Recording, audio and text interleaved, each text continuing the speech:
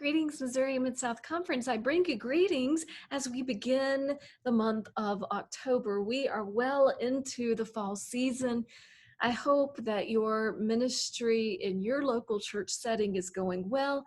I hope that you are able to enjoy the changing of this season, whether it is a walk outside, whether it is raking the leaves and just playing in the leaves, whether it is cooking out or sitting on your back deck. It is wonderful to be in the presence of God's creation. This past week, as I was reflecting and meditating, I used as my meditation the psalm reading for the lectionary from the past week, Psalm 75. And I have to be honest and tell you that as I began to read the first verses, the psalmist imagining God speaking, "Give ear, O my people, to my teaching, incline your ears to the words of my mouth." I have to confess that I couldn't hear the words of God, of the psalmist. The words, I couldn't absorb them. And the psalmist words of Psalm 75 sounded like Charlie Brown's teacher. It wasn't until the last verse of this passage, verse 16, that I didn't hear the words, I saw the images. And I offer them to us today, number one, to honor that sometimes we don't have the capacity in this time where we are living through trauma, personal, communal, national, global trauma. Sometimes we can't absorb the words, but the images find us, and we are able to absorb the sustenance of God's presence with us. So I offer verse 16 and invite you to imagine and absorb the images. The reading of the Hebrew scriptures of Psalm 75, verse 16. God made streams come out of the rock and caused waters to flow down like rivers. The image of God. For the people of God, thanks be to God. There was something about hearing and imagining that our presence is like the rock, that it is sometimes in that arid, dry, immovable place. And for the Israelites, as the psalmist is writing to the Israelites, they perhaps were in a comparable place. They had been enslaved in Egypt, and God had liberated them through the parting of the Red Seas. And here they were in the wilderness, a place of safety, of sustenance, of security, for at least a moment, of the unknown, yes, in traveling to what will be. And so I can imagine that the Israelites perhaps were feeling like this rock,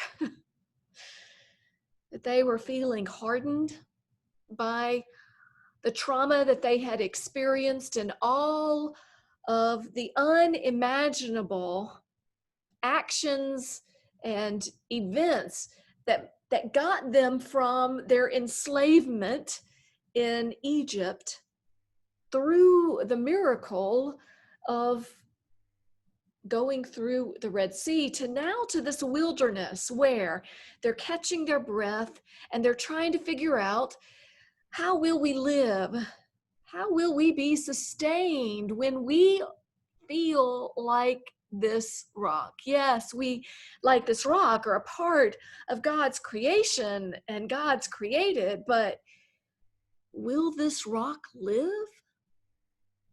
And the psalmist says Not only will you live, but God will provide flowing streams like rivers to come out of this rock, out of the hardness of who you are right now. There will be the fluidity, the sustainability of God's living love for you.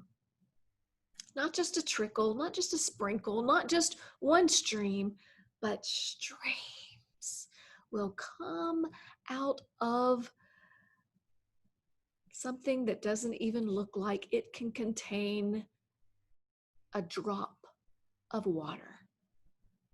That is the goodness and the miracle that is God, our creator. And sometimes when we read this, we think, yes, of course, yes, God provides, until we're in that moment, until we're in that wilderness, until for some who may feel like they are in that place of Egypt of oppression and injustice and enslavement,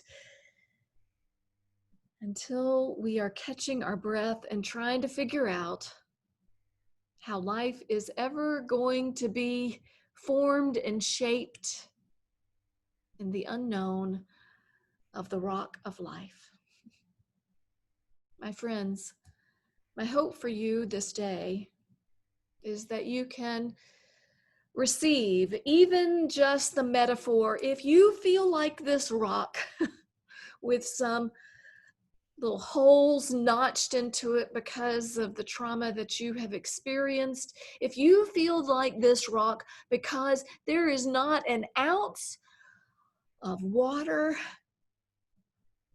that seems like it's going to come out of this, know that the living water of God's love will make a way out of no rocky way for you, for us, and for me. That is my testimony today, and is the place where I want to share with you a personal point of privilege of where I am, where my family is in the midst of our rocky way and where we are. Let me say before I share, I'm okay. My husband's okay. We don't need you to fix us. We don't need anything at all. We are good. I'm setting boundaries to let you know that I'm okay, but I'm also letting you know of what's happening in our lives. 3 weeks ago, as I was returning back from my short time in St. Louis in the conference office, my husband was diagnosed. He tested positive for COVID-19. His symptoms have been very mild. He has been very lethargic for about a week and a half, and he has a really bad cough, continues to have a really bad cough. His symptoms have not required him to go to the hospital, for which we are lucky from that perspective. I have been negative and tested this past week, and I have tested negative. The day after my husband's diagnosis, I went into emergency crisis management mode and cleaned up our second floor, which is where my home office is. And so I went through 15 years of wonderful Christmas stuff and boxes and closets that we haven't cleaned, so that this could be my living space, my apartment, knowing that I really couldn't go downstairs with my husband at that contagious point.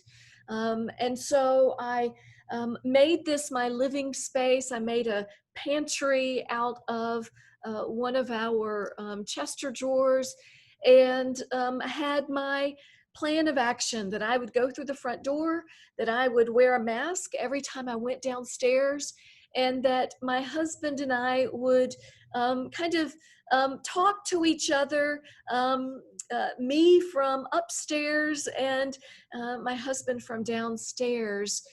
And that's been life for the past 3 weeks. My husband is feeling better. And I want to name that in the context and the spectrum of everything related to COVID-19, we are both aware of how extremely fortunate and how much we benefit from privilege. We have health insurance, we have the financial means to make some adjustments. We have a house that allows us to be able to both be safe and for me not to have to sleep in the same bed and use the same space as my husband in this time so that I can stay as safe as I can. You, as my employer, have allowed me the flexibility to be able to work from home in this capacity. And saying all of that, I also know that for the past few weeks, this has been immensely draining on my energy. And I have sought to give myself permission, blessing, boundaries to say, I'm not going to be able to answer every email. I'm going to drop some balls. And I'm going to need to be able to share so that not as an excuse, but to say, this is my life right now, and this is how much I can hold. And my hope is that there will be compassion for all of us in this time and space. And it has made me more compassionate for all, including the DoorDash delivery people who have delivered groceries early on and meals so that my husband and I did not have to share the kitchen in the same capacity. As well as essential workers who have no other choice but to use public transportation and to go to work and to risk their safety for my safety. In the midst of the rocky moments where it seems like there is no way, where it seems like there is not even an ounce, a drop, a glimmer of water. The psalmist reminds us that God makes a way, that God's living water is made possible in the rockiest places and people and situations of trauma, of oppression, of enslavement, of injustice.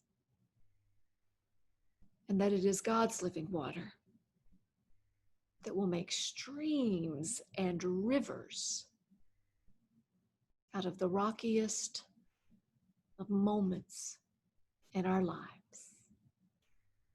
My husband is okay, and I am okay. And God's living water, whew, is more than okay. Thanks be to God.